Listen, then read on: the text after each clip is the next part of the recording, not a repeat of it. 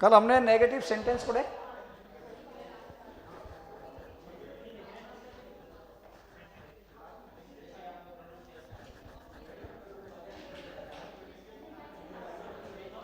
वो आपका क्या था क्वेश्चन, कल मेरे को बताओ सही। क्या ना बहन जी, आपका वो क्या लिखा था वो देना, मैं सही पढ़ नहीं पाया उसको। क्या था 10 कितना बोलो, बताना वो $10 सा क्या है। कल जो पूछा था ना लास्ट में, मैं वो देखा भी नहीं सही उसको, डॉलर था कि वो क्या था वो देखो मेरे को। ला एक क्वेश्चन था बहन जी, ला मेरे दो, खड़ी हो ऐसे।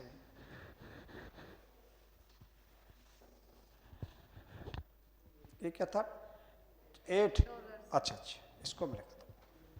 एक क्वेश्चन है जो बता देता हूँ मैं इसको।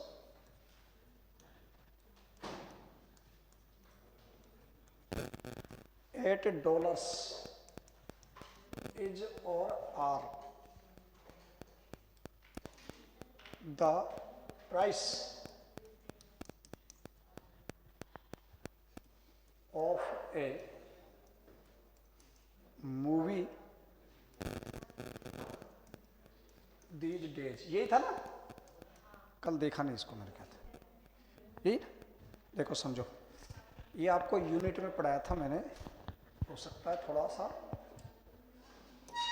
देखो भाई, ये जो एट क्या है और ये डॉलर क्या है, डॉलर करेंसी है, ये डोजन वगैरह वो नहीं है।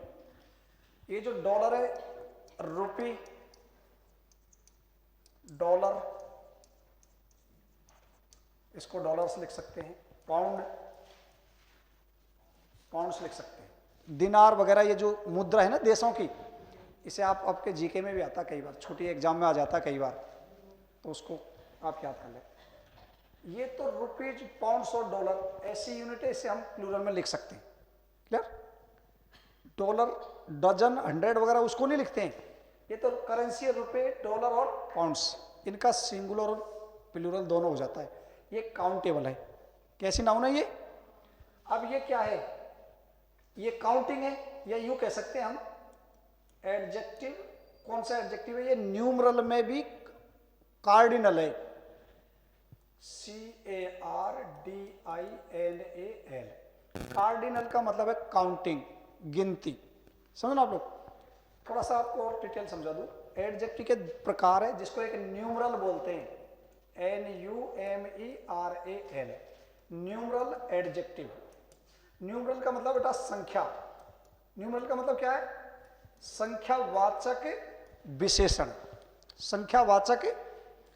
अब ये न्यूमरल दो प्रकार का है, ये जो संख्या बताता ना, ये दो प्रकार का। पहला नंबर है इसमें, एक तो है कार्डिनल, CARDINAL, और दूसरा है ऑर्डिनल, ORDINAL। ये एडजेक्टिव को दो प्रकार से पढ़ सकते हैं हम। न्यूमरल का मतलब है संख्या। न्यूमरल का मतलब क्या है? एडजेक्टिव डिटेल पढ़ेंगे तो उसमें बताऊंगा आपको, फिर भी समझा दूं। ये संख्यावाची विशेषण है और इसके दो प्रकार है। एक तो बोलते हैं कार्डिनल। कार्डिनल का मतलब होता है संख्यावाचक। कार्डिनल कौन कौन सी है? 1, 2, 100, जितने भी लिख सकते हो, गिनती उतनी लिख सकते हो। एक है ऑर्डिनल। कैसे याद करेंगे इनको? कार्डिनल का मतलब सी से काउंटिंग याद रख लेना आप। काउंटिंग मानी गिनना, जिनको हम गिन सकते हैं ना, 1 2 3 4, वो कार्डिनल है। और ऑर्डिनल में क्या? ऑर्डर के हिसाब से आता है। कैसे? First, second, third. समझ मारिए? तो ऑर्डिनल तो होता है first, second, third, fourth, fifth, 9, 10th, 11th। और कार्डिनल में होता है 1 2 3 4 5। क्लियर? तो ये कौन सा है? कार्डिनल एडजेक्टिव है। कौन सा एडजेक्टिव है? यहां पर 8 आ रहा है ना, कार्डिनल एडजेक्टिव है। ये क्या बताओ? ये रुपी, डॉलर वगैरह तो नाउन है। अब यहां पर 8 आया है तो डॉलर अपने आप में क्या है? सही है। ये यूनिट नहीं है, डजन, 100, 1000 नहीं है, ये तो एक नाउन है। जैसे रुपीज को हम रुपीज लिख सकते हैं, ऐसे डॉलर का डॉलर्स, पाउंड का पाउंड्स लिख सकते हैं। अब समस्या ये है कि इज सही है या आर, यही तो प्रॉब्लम है यहां पर। अब इस यूनिट को न्यूमरल एडजेक्टिव प्लस नाउन को अगर एक यूनिट के लिए यूज किया जाए, किसी एक ही संख्या के लिए यूज किया जाए, एक इकाई के लिए यूज किया जाए, तो इसे सिंगुलर मानते हैं। क्या मानते हैं? अब $8 इज या आर द प्राइस, कीमत है, ऑफ मान होता काके की, पोजीशन दिखाता है, ए मूवी, किसकी कीमत है? एक मूवी की। दीज डेज का मतलब है इन दिनों, ये प्रेजेंट कंटिन्यूअस टेंस की पहचान है, आपको पता होगी, लिखा रखा मैंने आपको। दीज डेज ये कोई टेम्परेरी कार्य को दिखाता कि इन दिनों वो ये काम कर रहा है। जैसे मैं कहूं I am teaching in Surya coaching these days, यानी इन दिनों मैं कहां पढ़ा रहा हूं? सूर्य कोचिंग में, तो ये टेम्परेरी है, तो ये प्रेजेंट कंटिन्यूअस टेंस। अभी इसकी प्रॉब्लम ये है कि यहां पर $8 तो आया है प्लूरल, अब हम यूज नाउन इज करें या आर करें, अब ये आपका सस्पेंस, बताओ क्या आएगा? इज आएगा या आपकी जो भी बुक है उसमें देख लेना। और इसीलिए प्रश्न पूछता बार बार, क्यों आया? कि एक मूवी की जो कीमत है इन दिनों, एक मूवी की जो प्राइस का मतलब क्या बताओ? कीमत है। इस दा से घबराना नहीं, इसका कोई मतलब नहीं, ये तो किसी चीज को फिक्स करता है, किसी मूवी से पहले आ गया, इसका मतलब ये किसी मूवी की बात कर रहा फिक्स। तो $8, 8 जो डॉलर्स है वो इन दिनों एक मूवी की कीमत है, तो ये सिंगुलर यूनिटी को बता रहा है, इसलिए इज करेक्ट आंसर है। क्या दे रखा बुक में? गलत है, उसको देख कौन सी बुक है मुझे बता देना, और बताऊंगा आपको।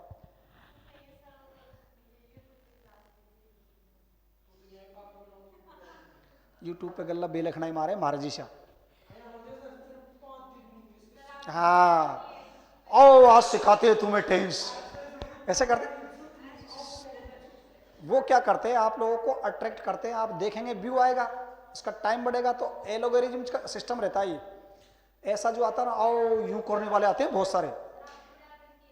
नहीं मेरा भी बना रखा, मेरा भी है, लेकिन मैं ऐसे नहीं करता, ओ दिखाता हूं तुमको एक दिन में, एक दिन में कुछ नहीं होगा। सुनो मेरी बात, इसको और सिद्ध करता हूं। मैं आपसे यूं कहूं, आपकी जेब में 100 रुपए हैं या 1000 रुपए हैं, जैसे मैं कहूं, मैं यूं लिख दूं, चलो 10,000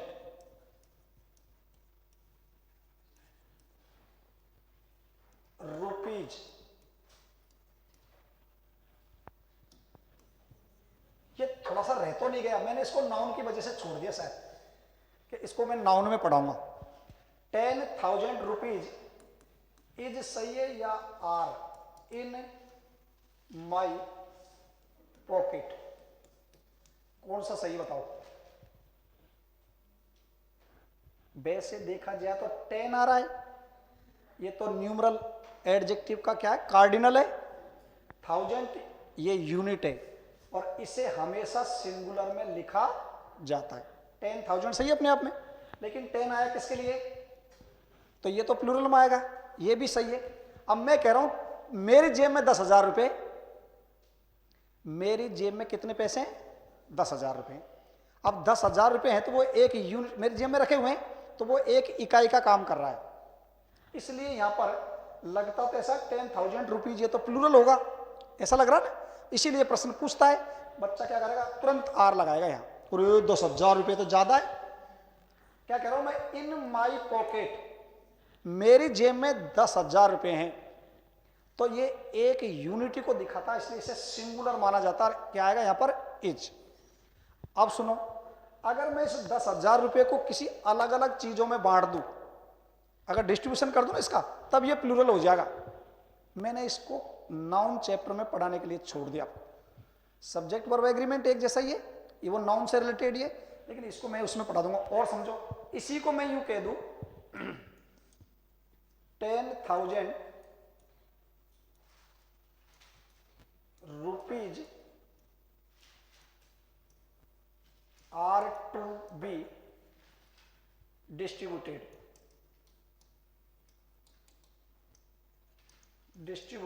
among the students। बताओ बताओ, क्या ये एक ही जगह काम आ रहा है, एक ही जगह रखा है क्या ये पैसा, क्या अलग अलग जगह बट गया? बट गया ना। अभी देखो क्या लिखा मैंने, 10,000 रुपीज अपने आप में सही है। आर टू बी, ये मैंने पैसे में लिख दिया, टू बी डिस्ट्रीब्यूटेड, बांट दिया गया है अमोंग द स्टूडेंट्स। विद्यार्थी एक है कि ज्यादा है? स्टूडेंट्स से ज्यादा है। अब सारे विद्यार्थी में अगर वो रकम बांटूंगा तो सबके हाथ में अलग अलग गई कि नहीं गई? अलग अलग गई। तो क्या हुआ, वो आपको यहां प्लूरल सेंस देगा, इसलिए यहां पर क्या आएगा, वो आ रहा है। क्लियर? ये क्या डिफरेंस है? ऐसे बार बार प्रश्न इसीलिए पूछता है। मैं कहूं आपसे, मैं यूं कहूं, ये कई यूनिट है ये। जैसे मैं कहूं 10 आवर्स हैज या हैव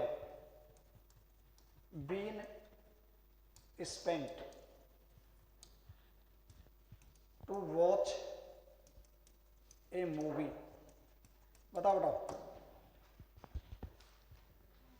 ऐसी कोई मूवी है जिसमें 10 घंटे खत्म कर दे, खर्च कर दे? कुछ भी लिख दो, 2 लिख दो, 3 लिख दो, 10 लिख दो, कुछ नहीं, मतलब इससे एक ही चीज है। अब ये तो 10 के साथ आवर्स तो अपने आप में सही है। अब यहां पर हैज लगाऊंगा, हैव लगाऊं? मैंने किसी एक काम में ही तो बेस्ट किया है, एक मूवी देखने में ही। तो ये एक एंटिटी को दिखाता है, इसलिए यहां पर क्या आती है, और सिंगुलर आती है। क्लियर?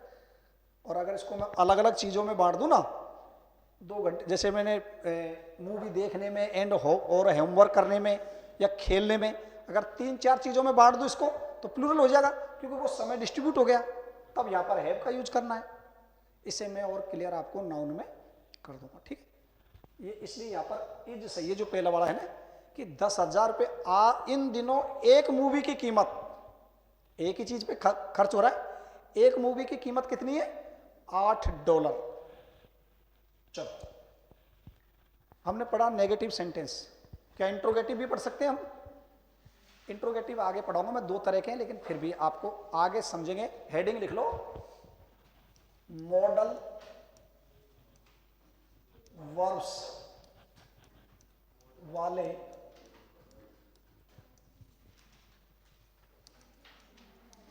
सेंटेंसेज को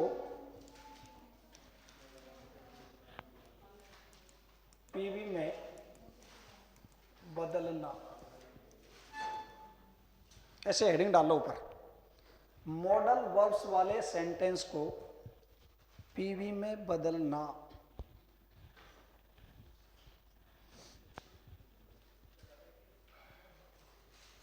इंट्रोगेटिव में एक साथ करवाऊंगा, और सबसे इंपॉर्टेंट है हेल्पिंग वर्ब और WH वर्ड वाला।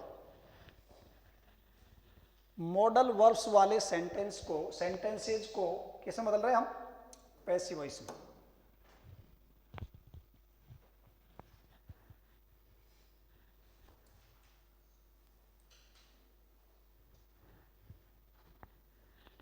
कौन बताएगा मॉडल वर्ब कौन कौन सी है?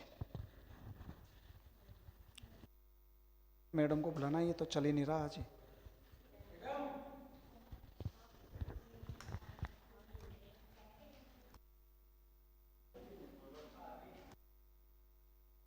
बुलाओ बुलाओ बुलाओ बुलाओ, बुलाना बुलाना, एक मिनट।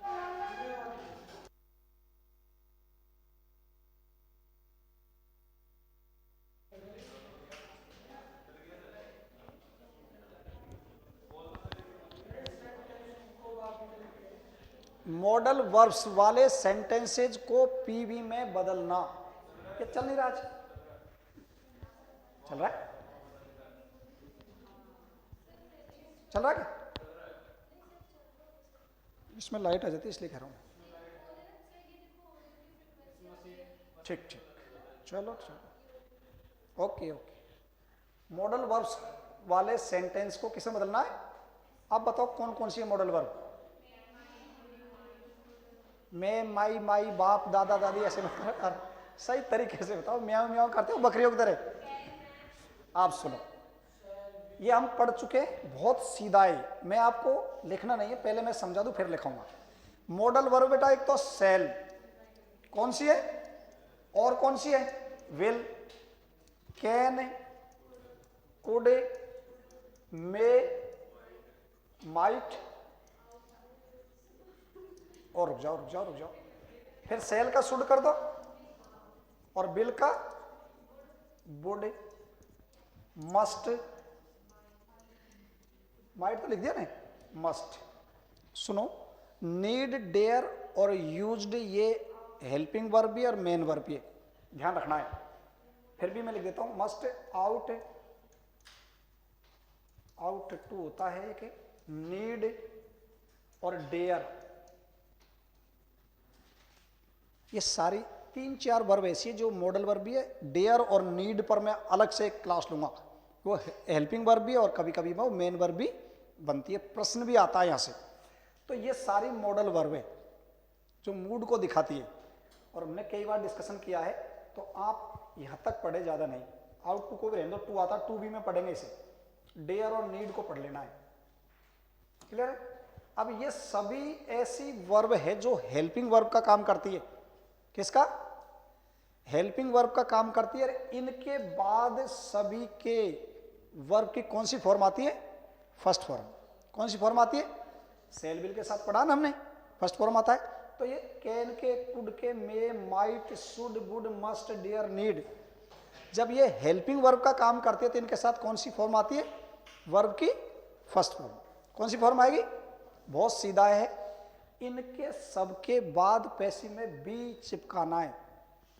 बी मीन्स बुआ जी, वो जरूर आएगी, तो आप छापो नीचे। यदि यहां से लिखेंगे ऐसे, यदि एबी के वाक्य में, यदि एबी के वाक्य में निम्न मॉडल, मॉडल हेल्पिंग वर्ब भी लिखा देता हूं, तुम्हारा दोनों चीज समझ में आ जाएगी। निम्न मॉडल HELPING हेल्पिंग वर्ब्स दी गई हो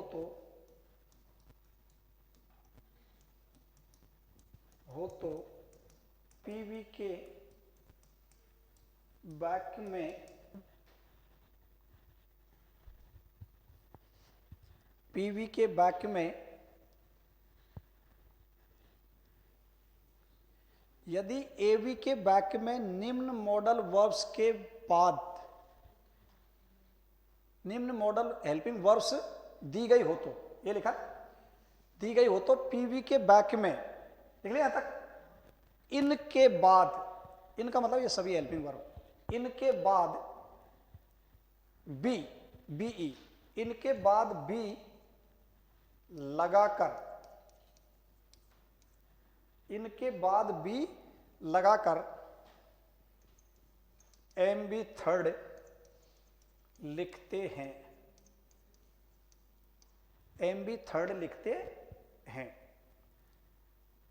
इन सब के बाद क्या लगेगा बताओ? बी लगेगा, और बी लगते ही वर्ब की थर्ड फॉर्म, बी लगाकर MB थर्ड लिखते हैं। शेष परिवर्तन, आगे लिखे, शेष परिवर्तन, बी लगाकर MB थर्ड लिखते हैं तथा शेष परिवर्तन राणा जी के अनुसार, पूर्व नियमानुसार। पूर्व नियम का मतलब जो पहले पढ़ चुके हैं ना, वही नियम है सारे, पूर्व नियमानुसार, लिख दिया। अब एक लाइन छोड़ करके पुनः लिखेंगे, ये मॉडल, एक लाइन छोड़ के नीचे लिखना है, ये मॉडल MODAL, ये मॉडल हेल्पिंग वर्ब्स, ये मॉडल हेल्पिंग वर्ब्स निम्न हैं, ये मॉडल हेल्पिंग वर्ब्स निम्न हैं।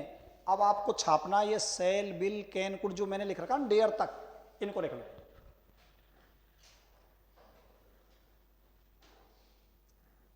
ये सारी मॉडल वर्ब है, इनके बाद क्या लगाना है? बी लगाकर वर्ब की थर्ड फॉर्म, और सारे नियम पूर्व नियम अनुसार।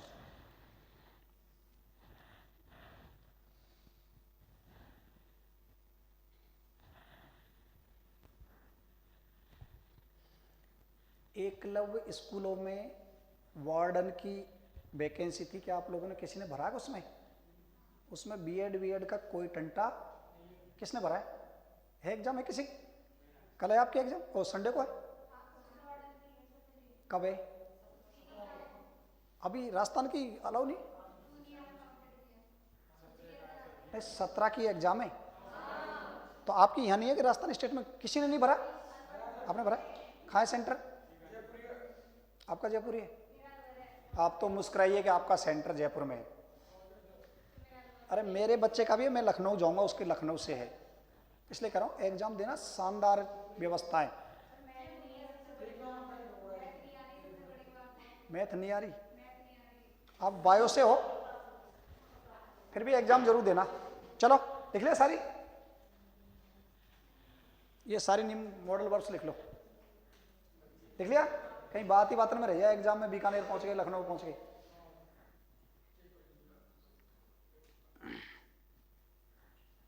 क्लियर? चलो भाई देखो, लिख लिया सबने? आगे आओ, इसको लिख लो एक बार और।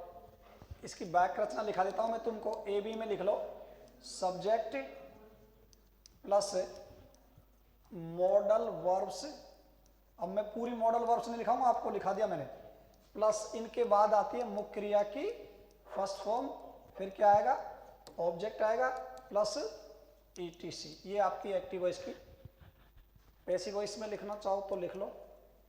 ऑब्जेक्ट से शुरू करेंगे, जो सब्जेक्ट बन जाएगा, क्या आएगा? मॉडल वर्ब से। फिर क्या लग जाएगा बेटा? यहाँ बी लगेगा, और एम बी की कौन सी फॉर्म हो जाएगी? Third form, plus by plus subject plus etc. ये लो,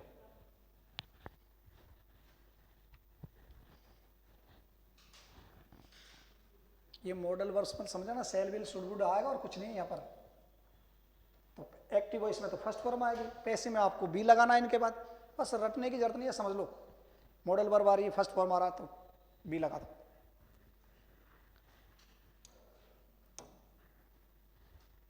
एग्जाम आप लोग दिया करो, जब तैयारी कर रहे हैं तो आपका मूल्यांकन होगा, आपको अपनी औकात का पता लगेगा। जब तुम पर 100 में से 10 क्वेश्चन नहीं होंगे ना, जब तुमको लगेगा यार आप तो दुनिया से बहुत पीछे हैं यार, फिर तुम्हें जोश आएगा। 10-5 दिन तो वो बनाएंगे टाइम टेबल, फिर पढ़ने लगेंगे धुआंधार। एग्जाम में से निकलेंगे जब तुम कर अरे बस जाता ही पूरी किताबों को इसी पढ़नी है, कहते जोश। सेल्फ मोटिवेशन जो रहता है ना अपने आप का अंदर से, वो सबसे बड़ी चीज है। ये जो टीवी वगैरह, ये यूट्यूब वगैरह पे दिखाते हैं ना, वो ये कर देना 5 दिन में ये कर देना, ये तो बनावटी चीज है। आपके अंदर ही होना चाहिए जुनून, यार मुझे ये चीज करनी। इसलिए एग्जाम से औकात का मालूम चलता, जरूर दिया करो, और उससे आपको प्रेरणा मिलेगी, जोश आएगा अपने आप का, यार हमें और पढ़ना चाहिए।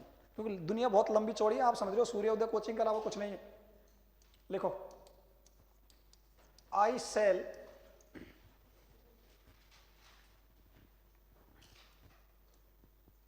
Bye a new mobile tomorrow. अगर आप चाहो तो मुझे इस टेंस को बता सकते हो, कौन सा टेंस है ये? फ्यूचर इंडेफिनिट टेंस है, इसमें टुमारो वगैरह पहचान आती है। अरे टेंस का ही तो हम पैसे में बदल रहे हैं, बस अलग तरीका चीज है, और क्या।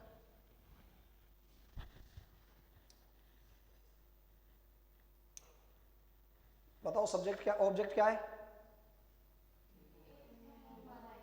जोर से। वाई आपकी वर्ब है, समझ लो इसको एक बार। आई के साथ बेटा क्या आता है? सेल, और विल में से क्या आता है? सेल आता है। ये टेंस में पढ़ा हमने, पूरे फ्यूचर टेंस में आई वी के साथ क्या आता है? सेल। तो आई के साथ सेल अपने आप में बिल्कुल सही है, विल भी दे देता, आपको कोई घबराने की जरूरत है। फिर सेल विल आ गया, तो ये मॉडल वर्ब है, इसके साथ वर्ब की फर्स्ट फॉर्म सही है अपने आप में, ये भी सही है आपका। और मुख्य क्रिया के बाद ही क्या रहता है? ऑब्जेक्ट रहता है। और ऑब्जेक्ट को और ज्यादा जानना हो तो वर्ड से क्वेश्चन कर लो। आई सेल वाई, मैं खरीदूंगा वॉट। वॉट का मतलब है क्या, और क्या का जो रिप्लाई है वो ऑब्जेक्ट होता है। क्या खरीदूंगा मैं? एक नया। क्लियर होगी? तो ये आपका क्या है? ये ऑब्जेक्ट है। तो चालू किससे होगा बेटा? ये बोलो, ए न्यू मोबाइल, क्या हेल्पिंग वर्ब दे रखी है? ये हेल्पिंग वर्ब है, और ये कौन सी है? ये मेन वर्ब है। तो हेल्पिंग वर्ब आई के हिसाब से क्या है यहां पर? तो क्या मैं सेल लिख दूं क्या? बिल हो जाता। मैंने तुमको पूरे फ्यूचर टेंस में पढ़ाया, आई बी के साथ ही केवल क्या आता है? बाकी सबके साथ बिल। एक ऑप्शन ऐसा मिलेगा जिसमें सेल भी मिलेगा, एक ऑप्शन ऐसा मिलेगा जिसमें बिल मिलेगा। तो ये थोड़ा सा ध्यान रखना। सेल का हेल्पिंग वर्ब दे रखी है, उसका वचन बदल रहा है, इसका मतलब बिल क्या आ जाएगा यहां पर? बिल। बताओ बेटा क्या करें? अरे पैसिव में तो इस मॉडल वर्ब के बाद क्या आता है? अब इस सुनो क्यों आती है। अगर किसी युद्ध में सेनापति युद्ध नहीं लड़ता कभी, सेनापति तो कभी लास्ट में जाता। सेनापति लड़ने के लिए अपने सैनिकों को भेजता है, तुम जाओ 3, अब इनको मार दिया तो तुम जाओ 3, 6 जाओ तुम, 6 को भी मार दिया, अब तुम जाओ, अब कोई नहीं बचा। क्या तो सेनापति मेरा जैसा होगा तो भाग जाएगा, या फिर खुद ही लड़ने जाएगा। जब सैनिक ही समाप्त हो गए तो खुद ही जाएगा फिर। तो इस बी क्रिया की पूरी राम कथा खत्म होगी। पढ़ लिया ना मैं? फर्स्ट फॉर्म के साथ ईजेएमआर पढ़ लिया, सेकंड के साथ वॉज पढ़ लिया, थर्ड के साथ बीन पढ़ लिया, और आईएनजी के साथ बीइंग पढ़ लिया। अब क्या बचा? कुछ नहीं बचा। इसलिए मॉडल वर्ब के साथ ये खुद ही आ गई, कह ले अब सब खत्म हो गया, मैं ही चलती हूं, तो बी आ गई खुद ही।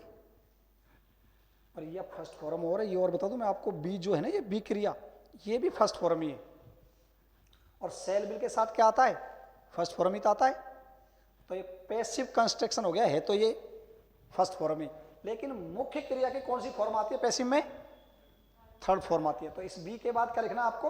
बाई को क्या कर देंगे बताओ? बोट। क्या बचा? बाई लगा दो, आई को इधर ले आओ, क्या होगा? क्या बचा? क्या टुमारो को और में बदल देंगे? हैं? नेक्स्ट डे में बदल दे, बताओ क्या हो? तो ये तो डायरेक्ट से इनडायरेक्ट में होगा। अब आपसे मैं पूछूं, कोई आपसे पूछ ले कि सर ये कौन सा टेंस है? ये विल बी और बोट थर्ड फॉर्म आ रहा है, ये कौन सा टेंस है? ये भी आपका फ्यूचर इंडेफिनिट ही है। ये फ्यूचर है तो ये भी फ्यूचर इंडेफिनिट है। ये एक्टिव में लिखा है, ये किस में लिखा है? Passive voice. बस ये अंतर है, लिख लो।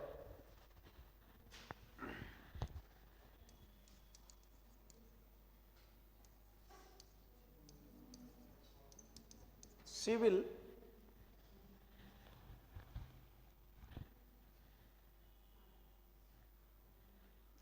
पूरी राम कथा ही गई, दिख रहा है?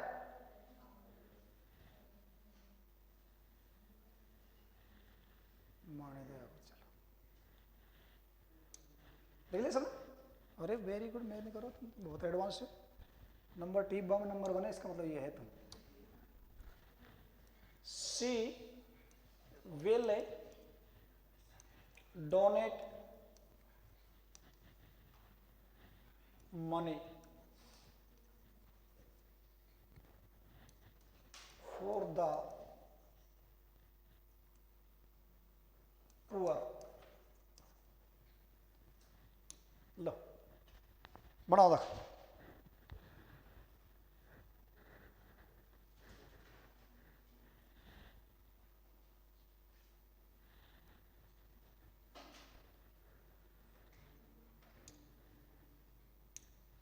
क्या ऑब्जेक्टिव बेटा यहाँ? डोनेट, दान करना। मनी ऑब्जेक्ट है आपका, क्या दान करेगी अपने आप समझ जाना। लिख दू मनी, सी के साथ क्या है? तो यहां पर भी क्या आएगा? क्या लग जाएगा? थर्ड फॉर्म क्या होगी? Donated bye. सी का क्या करूं बेटा? फिर क्या लिखूं? For the poor.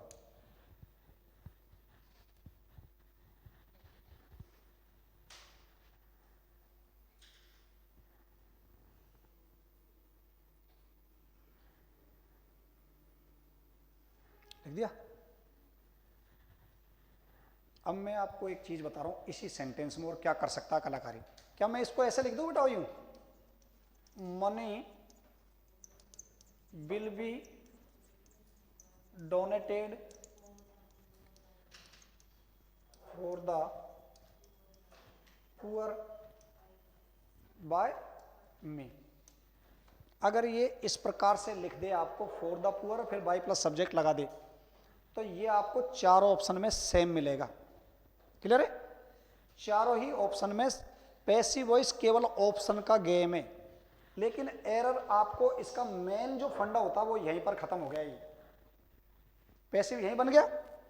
ये जो एक्स्ट्रा इंफॉर्मेशन है इसको कभी भी वो बाय प्लस सब्जेक्ट के बाद भी लिख सकता है और बाय प्लस सब्जेक्ट से पहले भी लिख सकता है।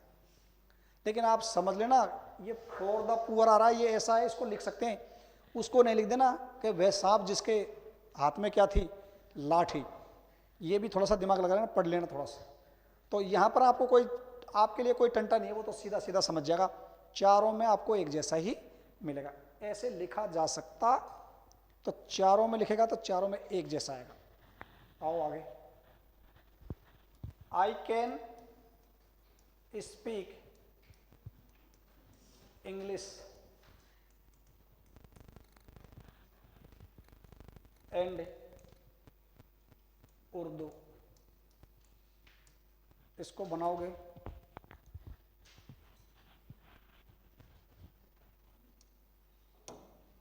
ऑब्जेक्ट क्या बताओ, एंड से जब जुड़ गई तो दोनों ही चीज है, इंग्लिश एंड उर्दू। समझ मारी बात? आई कैन स्पीक, मैं बोल सकता हूं क्या, इंग्लिश और उर्दू बोल सकता हूं, कोई दिक्कत नहीं। अगर यहां पर लैंग्वेजेज और दे देता हूं भी कोई दिक्कत नहीं। तो ये आपका पूरा ऑब्जेक्ट है यहां पर। तो वो तो चारों ऑप्शन में मिलेगा आपको, इंग्लिश एंड उर्दू। कैन के बाद क्या लगाए बेटाओ, बी। ऐसा नहीं कैन का कुड कर दे कहीं आप, ये तो डायरेक्ट से इनडायरेक्ट में होगा। English and Urdu can be speak spoken, third form हो जाएगी बाय मी। सीधे ही है वैसे मॉडल वर्ब वाले। You should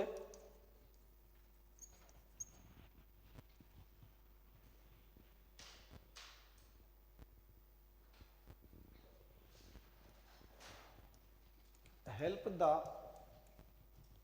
poor. बनाओ देख,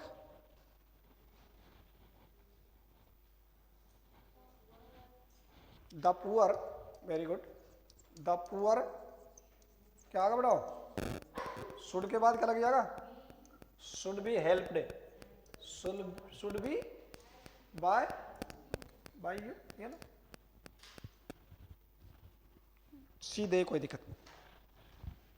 देख लिया यार, तुम तो देख रहे हो तमाशा, क्या बात है राजा। ए यार, मैंने कहा कलम चलाओ, दिमाग चलाओ, और जितना लिखोगे इतनी आपको क्लैरिटी आएगी। लिखा करो जरूर यार। ऐसे फिल्म दिखा रहे हो, फिर तुम भेजोगे वहाँ ये पढ़ाया आज की, तो कैसे होगा कोर्स फिर। तो लिखा करो आप। प्रैक्टिस जब करवाऊंगा ना मैं, तो आपको लिखने की जरूरत नहीं रहेगी। तब मैं आपको इस पर एक स्लाइड बनवाऊंगा और उस पर प्रश्न आएंगे, आप उसको समझते जाएंगे, फिर उसके आप वो ले लेना, चाहे तो मोबाइल पे डाल देंगे आपके।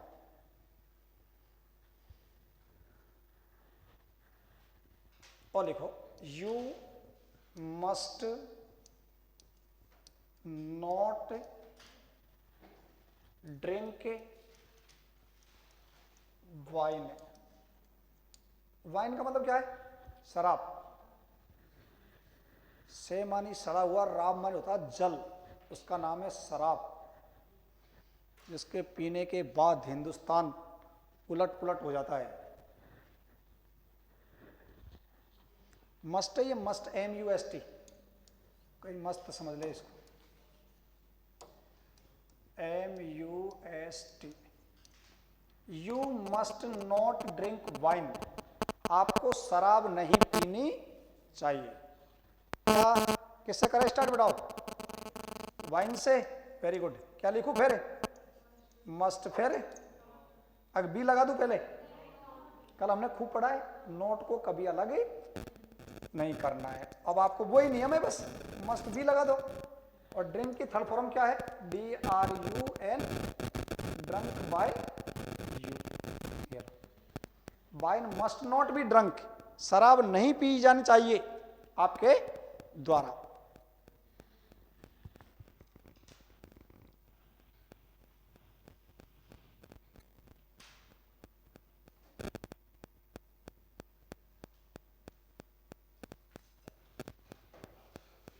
क्लियर है, कोई दिक्कत नहीं। शुड वुड मस्ट कोई भी आ जाए आप लोग बना लेंगे, कोई दिक्कत। नेगेटिव आ जाए तो नोट को आपको हटाना ही नहीं है, बहुत सीधे हैं ये। आओ अब आपको मैं एक दर्शन कराता हूं अलग चीज का। अभी बेटा हमने क्या पढ़ा है, हटा दो ना इसको, ले लिख ले लिख ले, ए लिख ले राजा।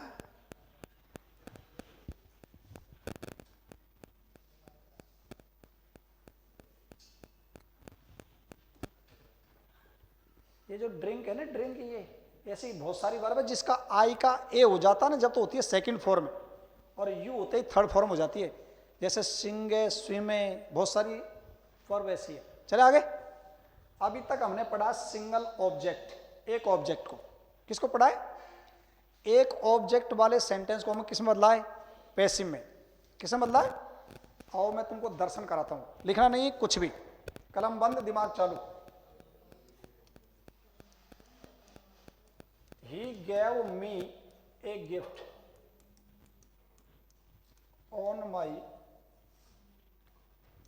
birthday। अब ऐसा सेंटेंस आ गया हमने। सिंगल एक ऑब्जेक्ट वाले को तो पढ़ लिया हमने। कभी कभी सेंटेंस में डबल ऑब्जेक्ट आ जाते हैं।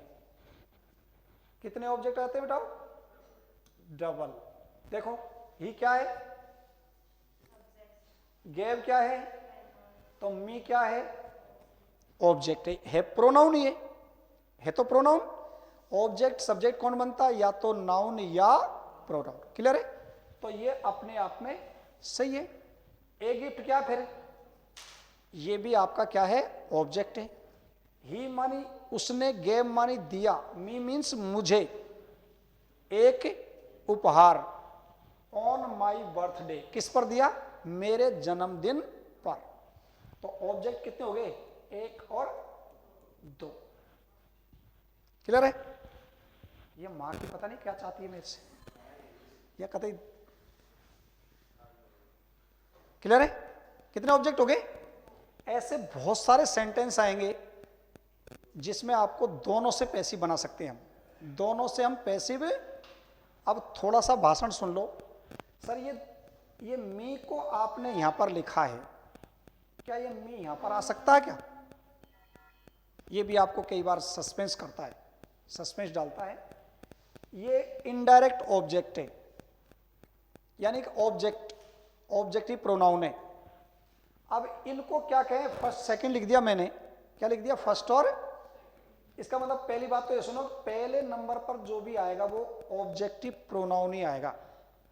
और यहां पर मी लिख दिया, यहां पर अस भी आ सकता है, यहां पर यू भी आ सकता है, ही का हिम आ सकता है, सी का हर आ सकता है, और दे का क्या है बताओ? देम आ सकता है। यानी सारे ऑब्जेक्टिव प्रोनाउन है वो आपको इससे पहले आएंगे, इसके वर्ब के बाद। फिर ये कोई नाउन है, डायरेक्ट चीज है, ए गिफ्ट, कोई दिक्कत नहीं। आपकी नॉलेज के लिए मैं यूं समझा दूं आपको, अगर इसको मैं चाहूं तो ए गिफ्ट को यहां लिख सकता हूं पहले, लेकिन इसमें एक कारण है। अगर इसको इसके बाद लिखेंगे, इसको यहां पर लिखेंगे नहीं, तो इससे पहले आपको टू लगाना पड़ेगा। ये तो एक्टिव की बात कर रहा हूं मैं, यानी ये जो सेंटेंस मैंने ऐसे लिख दिया ये अपने आप में सही है। इसे मैं चाहूं तो यूं भी लिख सकता हूं। कैसे लिख सकता हूं बताओ? ही गेव क्या दिया? ए गिफ्ट, एक उपहार ही तो दिया। अगर मैं इसको यहां पर इसको यहां लिखूंगा टू मी, मुझे, तो इन ऑब्जेक्ट से पहले क्या लगाना पड़ेगा आपको? टू लगाना पड़ेगा। ये एक्टिव की बात है, ध्यान से सुन लो भैया। आपके दिमाग में यारी सर आपने ये मी को यहां पर लिखा है, या एक गिफ्ट को भी तो लिख सकते हैं यहां। उसने एक gift, he gave a gift, उसने एक उपहार दिया, टू मी मानी मुझे, ऑन माई बर्थडे, इसको ऐसे भी लिख सकता हूं। तो अगर ये इसको हम पहले लिखेंगे, इसको बाद में लिखेंगे, तो इनसे पहले क्या लगाना पड़ेगा आपको? टू। ये आपको नॉलेज के लिए बता रहा हूं मैं, बात दोनों ही सही है। आओ अब आपसे मैं ये पूछूं, he gave me a gift, बस यहां तक ही लिख रहा हूं। इंग्लिश में, लैंग्वेज में इन्हें डायरेक्ट और इनडायरेक्ट ऑब्जेक्ट कहा जाता है। ऑब्जेक्ट इसका मतलब दो प्रकार के, मैं पूरी डिटेल लिखाऊंगा, आपको समझा दूं पहले। ऑब्जेक्ट की दो प्रकार है, एक तो होता डायरेक्ट, क्या होता बेटा, और एक ऑब्जेक्ट क्या है, इनडायरेक्ट। हमें कैसे मालूम चले, क्या डांस करेंगे, ये डांस करो हम एक्टिव है, हम डायरेक्ट ऐसा करेंगे क्या? ओ बाबा आजा, हम डायरेक्ट ऑब्जेक्ट है। सुनो, डायरेक्ट ऑब्जेक्ट में जो भी वस्तु है, जो भी नॉन लिविंग थिंग है, वो डायरेक्ट ऑब्जेक्ट है। अब इसमें बताओ डायरेक्ट ऑब्जेक्ट कौन सी है? ए गिफ्ट, ये जो नाउन है ना, नाउन, वो डायरेक्ट ऑब्जेक्ट है। और जो प्रोनाउन है, ये जो प्रोनाउन है, ये क्या है, इनडायरेक्ट ऑब्जेक्ट है। इसका मतलब मी क्या है बेटा, इनडायरेक्ट है। अस भी क्या है, इनडायरेक्ट है, क्योंकि ये मी को इधर लाएंगे तो आई हो जाएगा, और अस को इधर लाएंगे तो क्या हो जाएगा, वी। छापो पहले, जब ज्यादा समझ में आएगा तुम्हारे। ऐसे लिखेंगे, कैसे बताओ, डबल ऊपर हेडिंग डाल लो, DOUBLE,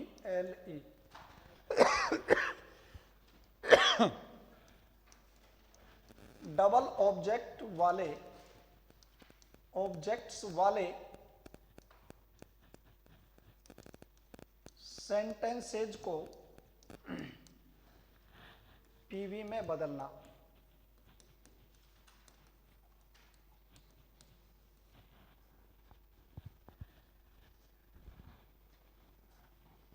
डबल ऑब्जेक्ट्स वाले सेंटेंसेज को पीवी में बदलना।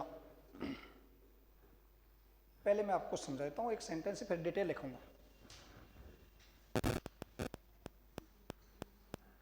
देखो नीचे लिखेंगे, बताओ, ऑब्जेक्ट दो प्रकार के होते हैं। कितने प्रकार के? दो प्रकार के। एक number,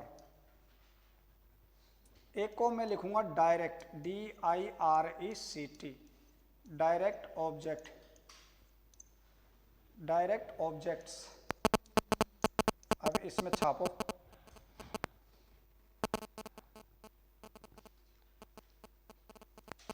direct objects.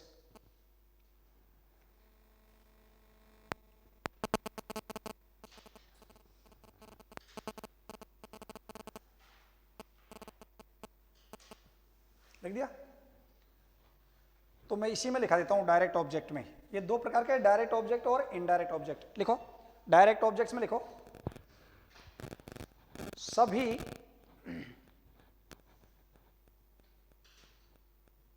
Noun, NOUNS, सभी नाउन, और एस लगा देना, सभी नाउन्स, आगे सभी चीज इसमें, सभी नाउन से डायरेक्ट ऑब्जेक्ट, सभी नाउन से डायरेक्ट ऑब्जेक्ट, डायरेक्ट ऑब्जेक्ट कहलाती है, डायरेक्ट ऑब्जेक्ट कहलाती है। जैसे मैं एक गिफ्ट लिख सकता हूं, ए पेन लिख सकता हूं, ए बॉय लिख सकता हूं, ETC। बहुत है, जो भी नाउन होगी वो डायरेक्ट ऑब्जेक्ट कहलाएगी। फिर लिखो indirect object, INDIRECT, indirect OBJECTS, indirect objects, indirect objects. लिखे? फिर आप तुरंत समझ जाएंगे सर ये डायरेक्ट है, ये इनडायरेक्ट है। लिखो, सभी कर्म कारक सर्वनाम, सभी कर्म कारक सर्वनाम। कोष्टक में लिख रहा हूं बेटा मैं, ऑब्जेक्टिव OBJECTIVE प्रोनाउंस PRONOUNS, इसको बंद कर देना। इसका मतलब कर्म कारक सर्वनाम की अंग्रेजी लिख दी मैंने कोष्टक में, ऑब्जेक्टिव प्रोनाउंस। सभी कर्म कारक सर्वनाम यानी ऑब्जेक्टिव प्रोनाउंस,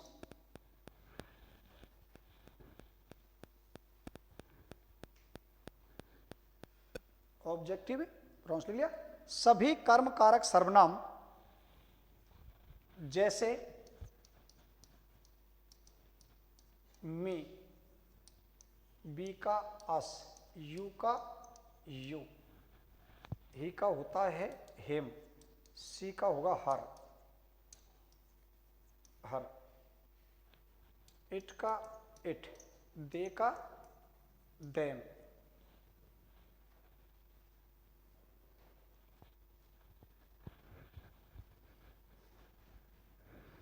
सभी कर्म कारक सर्वनाम जैसे मी, अस, यू, हिम, हर, इट और देम इनडायरेक्ट ऑब्जेक्ट्स कहलाते हैं, इनडायरेक्ट ऑब्जेक्ट्स कहलाते हैं,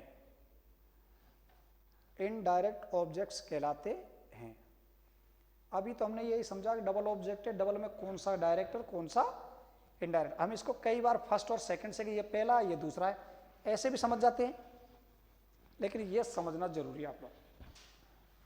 लैंग्वेज के हिसाब से डायरेक्ट और इनडायरेक्ट दो प्रकार के क्या है ऑब्जेक्ट। क्लियर है? पढ़ा दो भाई।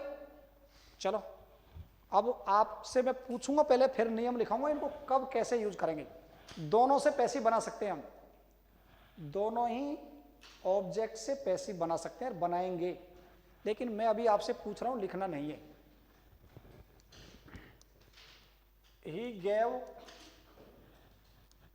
मी a gift,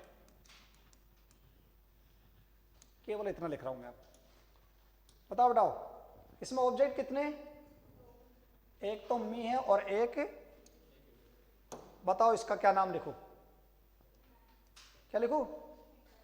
very good, IND लिख करके ऑब्जेक्ट लिख दूं।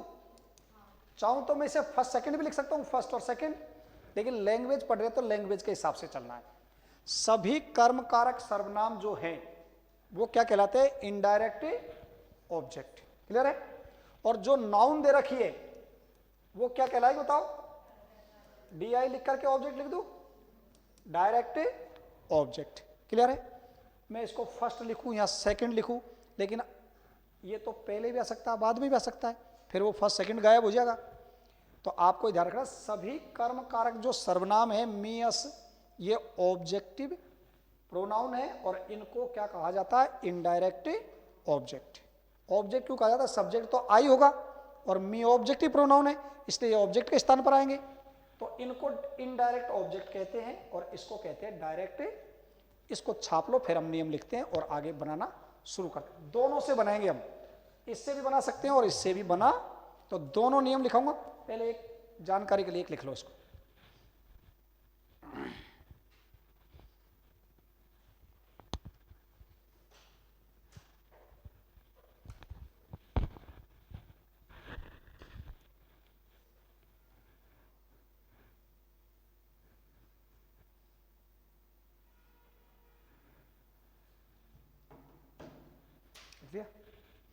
समझ जाएंगे भाई साहब डायरेक्ट कौन सा है इनडायरेक्ट कौन सा है। ऑब्जेक्टिव प्रोनाउन इनडायरेक्ट है और जो डायरेक्ट चीज है वो तो डायरेक्ट ही है, फिर ऐसे समझ जाना आप लोग। आओ अब मैं आपको नियम लिखा रहा हूं, हम दोनों से बनाएंगे इसे, इससे बनाएंगे और इससे भी बना सकते हैं, और दोनों ही नियम लिखा रहा हूं। एग्जाम में कोई सा से एक से ही पूछेगा, चारों ऑप्शन अगर मी से बनाया तो मी से ही पूछेगा वो, अगर ए गिफ्ट से पूछा है तो ए गिफ्ट से पूछा, ऐसे नहीं कहीं दो में तो लगा दे आई से ए गिफ्ट से, ऐसा कभी नहीं पूछेगा। कोई से भी पूछ सकता है, तो आप समझ जाएंगे दोनों में से कोई भी एक ऑब्जेक्ट को पहले लिया जाएगा। अगर हम इस इनडायरेक्ट से बनाएंगे पहले तो हम रूल लिख ले। आओ लिखो रूल, ए में लिख लो,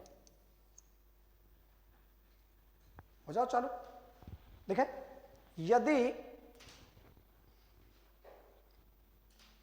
यदि पीवी के वाक्य को यदि पीवी के वाक्य को इनडायरेक्ट IND और ऑब्जेक्ट, समझ जाओगे आप लोग, ज्यादा लिखोगे पूरा IND लिख लो, इनडायरेक्ट ऑब्जेक्ट्स से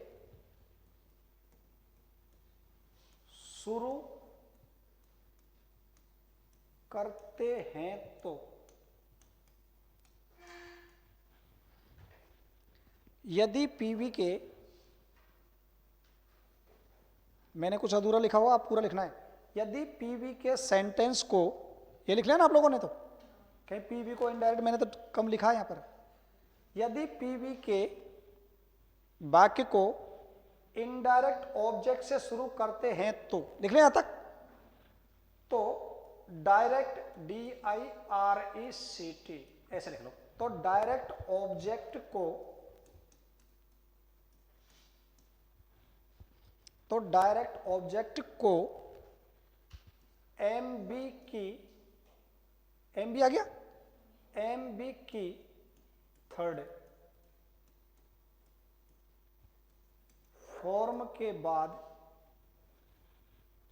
MB की थर्ड फॉर्म के बाद, फॉर्म के बाद रखकर, MB की थर्ड फॉर्म के बाद रखकर बाई प्लस सब्जेक्ट लिखते हैं, और सारे नियम पहले की तरह ही।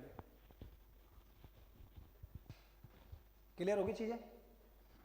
यदि हम इनडायरेक्ट से शुरू कर रहे हैं, बहन जी, किससे शुरू कर रहे हैं हम? इनडायरेक्ट से शुरू कर रहे हैं, तो सारे नियम वही है। हमको मुख्य क्रिया की थर्ड फॉर्म के बाद क्या लिखना? फिर डायरेक्ट ऑब्जेक्ट लिखना है।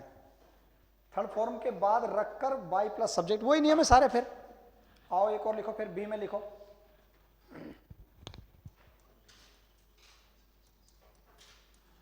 एग्जाम देते हैं आप, एक में ही समझ जाएंगे, आपको ऐसा लग रहा हो ये क्या कर दिया। बहुत सीधे लिखो, यदि पीवी के वाक्य को, पीवी के वाक्य को, अभी तो हमने इनडायरेक्ट से शुरू कर लिया, अब हम किससे कर रहे हैं? डायरेक्ट से। यदि पीवी के वाक्य को DIRECT डायरेक्ट ऑब्जेक्ट से, डायरेक्ट ऑब्जेक्ट से शुरू करते हैं तो, डायरेक्ट ऑब्जेक्ट से शुरू करते हैं तो,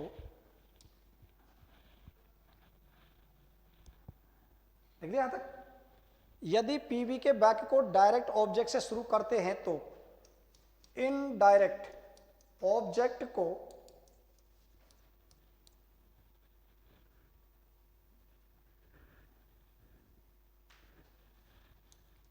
MB थर्ड के बाद,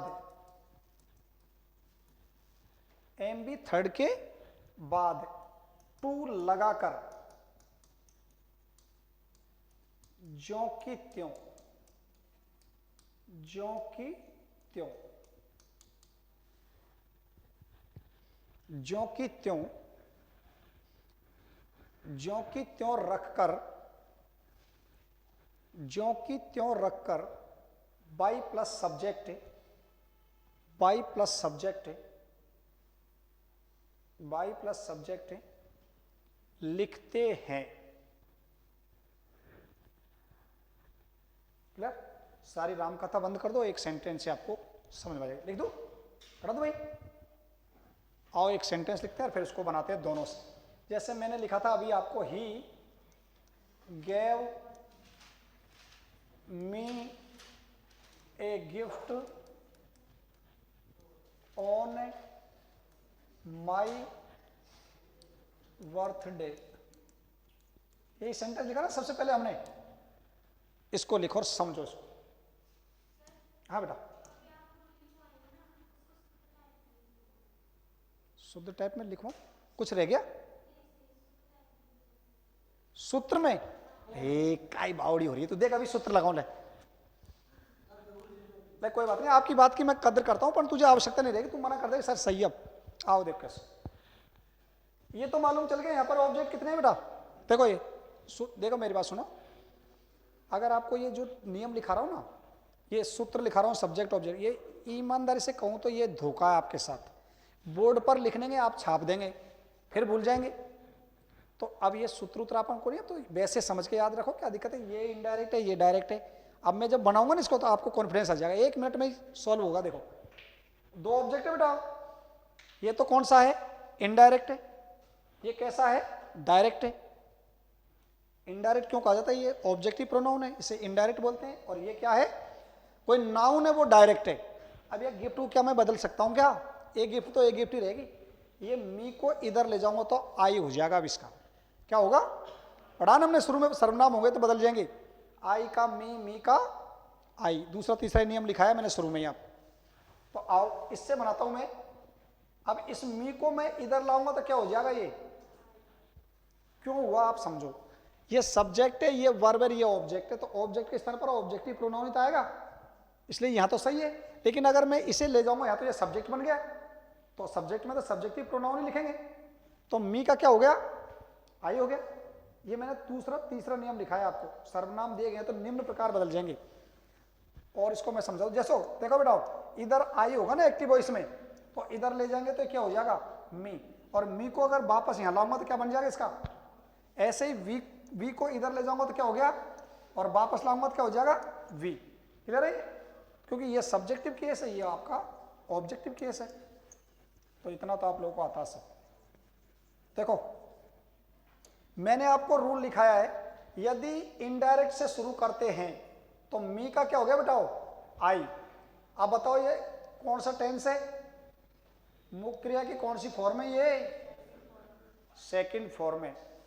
अब बताओ क्या लगाऊं हेल्पिंग वर्ब, वॉज पर क्या लगेगा, वॉज। और अगर सेकंड फॉर्म है तो यहां पर वॉज पर लगेगा, और आई के साथ आता है वॉज। क्या आता है, आई के साथ क्या लगेगा, वॉज। अब ये बी का रूप लग गया, इसके बाद थर्ड फॉर्म लिखनी है हमें, तो इस गैप की थर्ड फॉर्म क्या होगी बताओ, गिवन। अब हम क्या कर रहे थे अभी, बाई प्लस सब्जेक्ट लगा रहे अभी, लेकिन ऑब्जेक्ट दूसरा और बैठा है।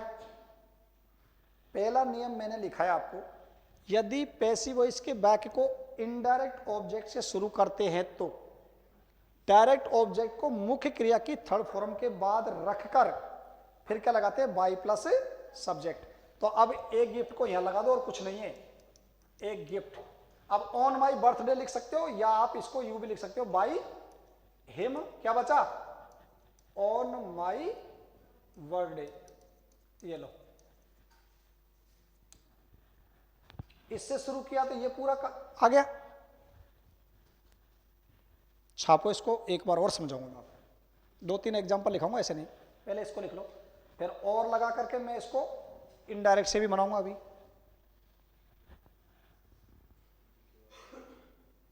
अरे सीधा यार, इससे बनाओ तो इसको थर्ड फॉर्म के बाद बाई प्लस सब्जेक्ट लगाते हैं, उससे पहले एक गिफ्ट को लगा देना, और क्या है।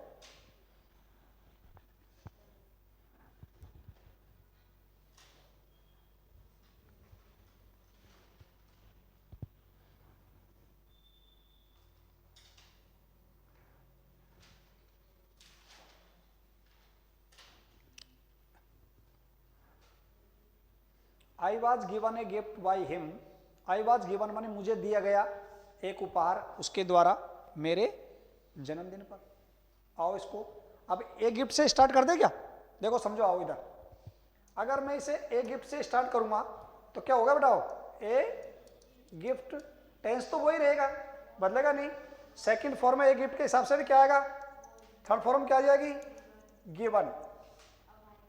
अब ये मी को लिख दूं ऐसे कैसे, इससे लिखना है। मैंने लिखा है अगर डायरेक्ट ऑब्जेक्ट से शुरू करेंगे करते हैं तो थर्ड फॉर्म के बाद क्या लगाएंगे, टू।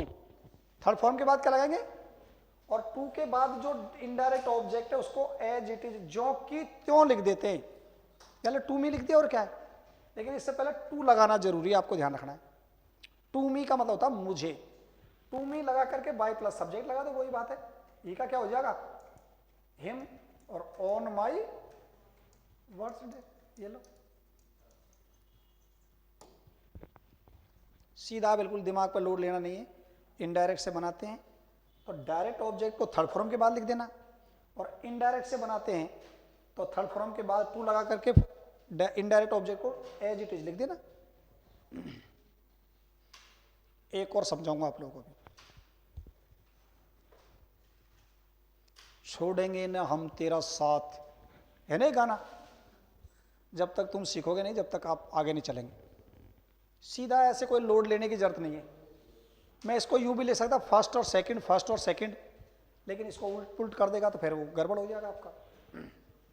अब एक लिख लिया भाई साहब, एक और एग्जांपल, फिर आज की राम कथा छोटा सा लिख देता हूं। She will give him a prize. ये देखो लो, मैंने एक और लिख दिया और अभी पढ़ा हमने इसे। लिखो बेटा, टेंस तो कोई से भी पूछ सकता, वो कोई बाउंडेशन नहीं। कितने ऑब्जेक्ट इसमें? दो। कौन कौन से हैं? एक तो हिम और एक प्राइस। ये लो, आओ देखो इसको बना दो। ये इनडायरेक्ट है, ये डायरेक्ट है। जो भी नाउन है वो डायरेक्ट है और ऑब्जेक्टिव प्रोनाउन है वो इनडायरेक्ट है।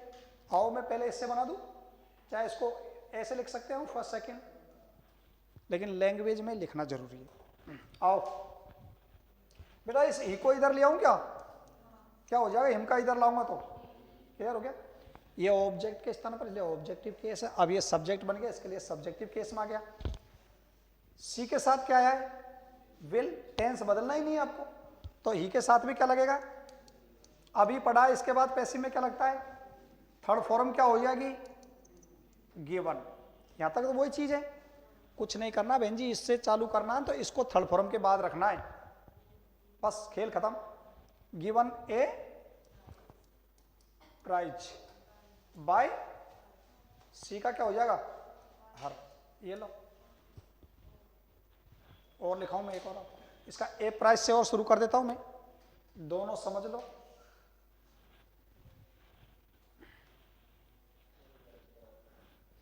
अब आपको अगर YouTube पे पढ़ना तो कैसे पढ़ना है? अगर कोई को पढ़ने की इच्छा हो तो यू बोला डबल ऑब्जेक्ट वाले सेंटेंस को पीवी में बदलना, तो वो कुछ न कुछ कचरा आपके पास देगा, कुछ अच्छा कंटेंट भी आ सकता है। अगर समझ में आ जाए तो उसको देख लेना, नहीं आ तो फिर यहीं आ जाना, मैं और आपको खूब समझा दूंगा। आओ इसको ए प्राइस से शुरू कर दें क्या?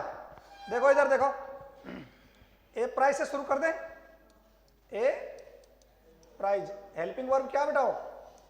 बिल। क्या लगेगा? बी। थर्ड फॉर्म क्या होगा? गिवन। क्या करूं बताओ? अब इस इनडायरेक्ट हिम को जब लिखेंगे थर्ड फॉर्म के बाद लिखेंगे, इससे पहले क्या लगाएंगे? टू, और एज इट इज लिख देंगे हिम को, ए टू हिम। अब बाय लग जाएगा सब्जेक्ट। बाय ई का क्या होगा? सी है क्या? आर हो जाएगा। ये लो खत्म।